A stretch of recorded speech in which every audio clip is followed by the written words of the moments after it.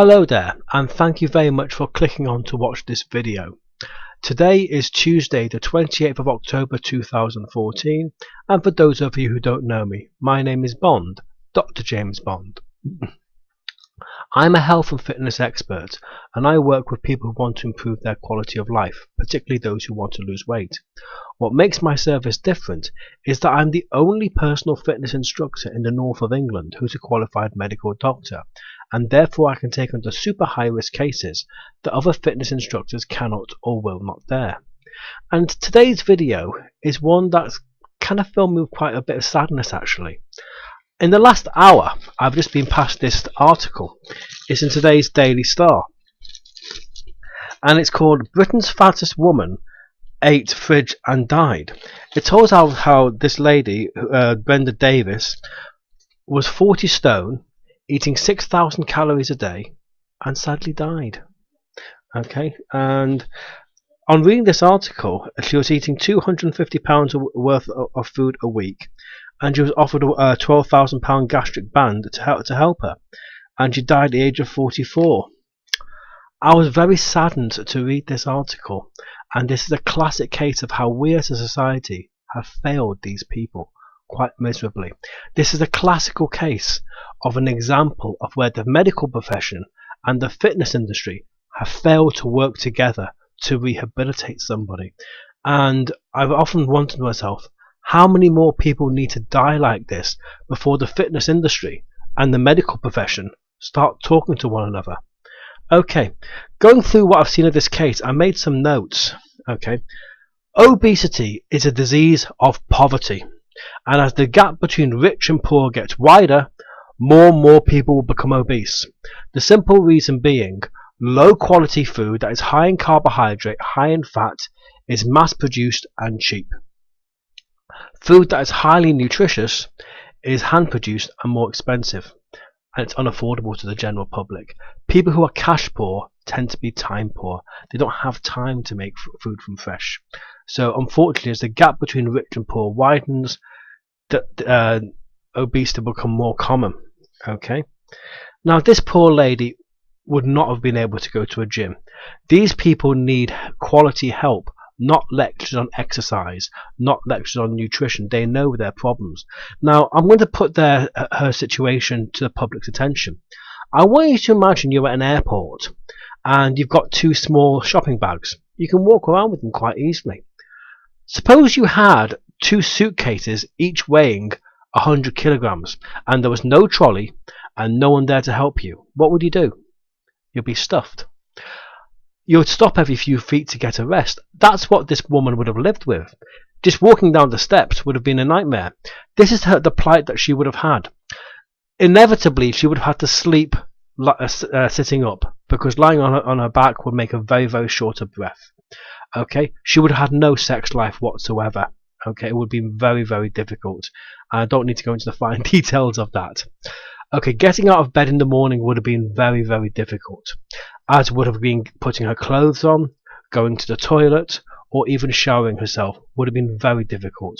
Walking downstairs to the living room would have been very, very difficult, put a tremendous pain in her hips, knees and back. And this poor woman would have got short of breath very, very easily. Okay. Every medical condition, I'm not sure, the article didn't say what medical condition she had, but if she did have any other underlying medical conditions, they would have been made worse by her being overweight. Okay. Now you're probably saying to yourself, well, why didn't she go to a gym? Why didn't she try to lose weight? It's almost impossible. Okay, going to a gym with these people is almost impossible.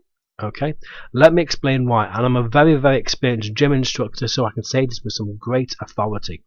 First of all, this woman would no doubt have qualified for a blue disabled car parking badge. Most gyms do not have sufficient disabled parking. How would she have got to a gym? By bus? I don't think so. She wouldn't have. She couldn't have got on a bus. Okay, by train, not necessarily. Although I do admit she lived in Newcastle upon Tyne, which has a metro system. But just walking 10 feet would have made her very, very short of breath. Okay, she couldn't have got into a bus. Getting into a car, very, very difficult. Okay. Let's assume she did get there by car, inadequate disabled parking. A lot of gyms have turnstile access. Well, she wouldn't have been able to get through, and those that have disabled doors, she may not be able to get through those. Where would she change? There's a risk of embarrassment. Okay, if you were that overweight, would you want to let other people see you get changed? No, it's somewhat embarrassing. Okay, guys prefer the gym floor, women prefer classes. So in this case, this lady, what's she going to do? Stand at the back of the Zumba class and be embarrassed and cry? I have seen that happen. Is she going to stand at the front and make a spectacle of herself? No. It's going to be very difficult. She might have been too heavy for the gym equipment. Inevitably, she would have been. Okay, so what will happen if a treadmill or a bike or something collapses under her weight? One, it's dangerous, and two, it's very embarrassing. I actually have seen people get stuck in fixed resistance machines. Most importantly, a gym program for a lady like this needs to be undertaken by a level 4 trained gym instructor like myself, and of which there are very few of us. What would have happened if you had an inadequately trained gym instructor work out a gym program for her? It could have killed her. I have worked at a few gyms in the past where lesser qualified colleagues have actually worked out gym programs for such people and almost killed them. Okay, you'll be pleased to know that in each case I reviewed it, but you know the scenario can happen. Okay, let's go through my notes. I've covered that. Okay, yes, what would have happened if she had gone into a pool? Okay. A lot of gyms have pools. In her case, what would have happened if she was out of her depth? Literally, getting her out would have been almost impossible. She would have been banned from the gym. Okay, so these people very often have no choice but to resort to surgery. Okay, you see, and here's the problem. We as a society are quite happy to spend £12,000 to put someone through weight loss surgery. For half that, I could have rehabilitated her. Assuming, of course, she was in Sheffield. Of course, she's in Newcastle upon Tyne, which makes a different story altogether. However, for half that, she could be fully rehabilitated. I noticed from the article that said she had an addiction to food. So what would have happened is, she should have been assigned a GP to look after her health. She should have been assigned a hypnotherapist or a psychologist to look after issues of the mind, to make sure she had the right attitude to food and her addiction was under control. She should have been assigned a proper nutritionist or dietitian to look after matters of nutrition. Believe it or not, these people have incredibly high metabolic rates, and they don't have low metabolic rates. They'll be very, very high, and unless you give them sufficient nutrition, they'll go into a state of ketosis, in which case the blood becomes very acidic and it can be a deadly condition. And it's a bugger to treat, I can assure you. Okay, so you don't want that to happen. Starving these people will not work. So for those insensitive people out there who say, wire their jaws or things like that, you're being far from being helpful and far too insensitive. On top of that, you need a proper trained fitness instructor to work with her. Now, this is the problem. Obesity is a disease of poverty. A program like what I'm talking about will set the poor patient back about £5,000 to £6,000. Where are they going to get the money from? They don't have it. We as a society are quite happy to give these, to spend £12,000 on such people through the National Health Service on surgery. I'll come on to that in a minute. We're not willing to spend the money on rehabilitation. Now, here's the big problem. Okay, so the surgery is very, very risky. Okay, weight loss surgery carries a 1 to 2% risk of death. Now, they don't tell you that, do they? On top of that, because the weight loss is so rapid, what tends to happen, they end up with a whole load of loose skin, which needs further surgery to get rid of. On top of that, it's irreversible. You can't go back, so basically, you're stuck with it. And the bypass can go too far. So it is not unknown for patients who've had the weight loss operation to basically find they can't absorb nutrients and end up on wheelchairs or walking sticks. Unfortunately, that is the case. On top of that, you can't stop it. Okay. With a weight loss, with a proper control program that I'm talking about, you can stop it at any time. Okay, and the weight loss is not so, or should I say, the fat loss is not so rapid, so the risk of loose skin is less. But I can tell you here and now that getting public funding for such a program is almost impossible. The reason I know that, I've tried. Now, as a former training GP myself, I can tell you there is no scope no room in the overloaded undergraduate medical curriculum or the overloaded postgraduate medical curriculum for them to be fitness trained. There is simply is not enough room. What they do need to know is when to refer and who to refer to, and that's a different story altogether. Funding for such a program will be almost impossible. Okay. In the past, I've actually had people who have basically had to cash in investments to basically pay for their rehabilitation, and it breaks my heart when that happens. Sometimes they get less out than what they put in. However, the families do accept that if they don't do it, this person will not live for more than a couple of years, and the gift of life is something to get back.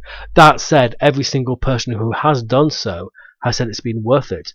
But I find it very sad that as a society we force people to do that. I mean, the National Health Service was founded on the principle that it will be free at the point of need, so people who needed treatment would never be denied it on the grounds of affordability.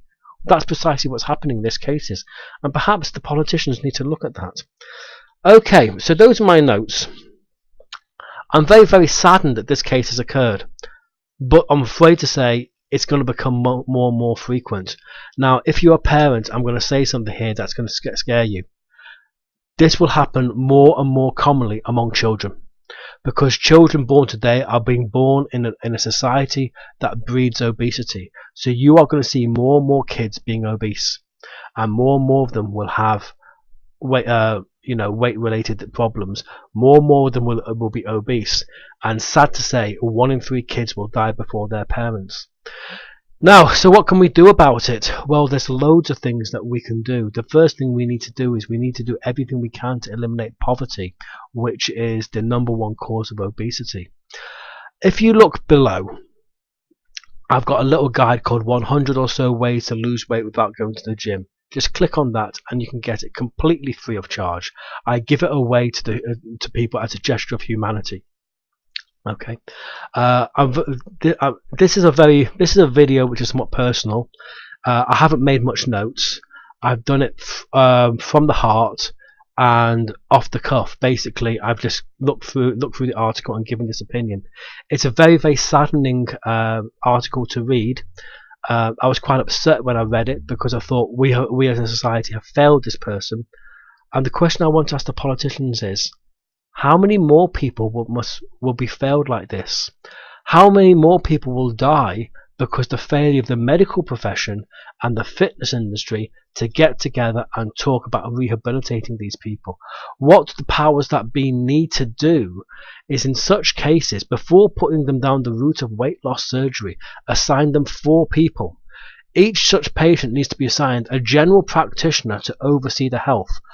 Of course, that GP may want to liaise with a weight loss surgeon. Fine. They need a hypnotherapist or a psychologist to look after issues of the mind. Okay, because that's where the big problem arises. They need a properly qualified nutritionist or dietitian to look after their nutritional needs. And lastly, they need a properly trained fitness instructor to help rehabilitate them. Okay. Obesity is a disease of poverty. It is very rarely seen among the richer classes, and the ironic thing is the people who need the treatment cannot afford the expensive treatment that's required, and therefore they have to rely on weight loss surgery. Most gyms for these people are a death trap. If you've got any questions, please don't hesitate to get in touch with me. You can get in touch with me through my YouTube channel or through my website. But in any event, please go to www.james-bond.org.uk and download my guide, 100 or so ways to lose weight without going to the gym. My name's Bond, James Bond, and with a very heavy heart I say, I'm leaving you shaken but not stirred. Bye bye.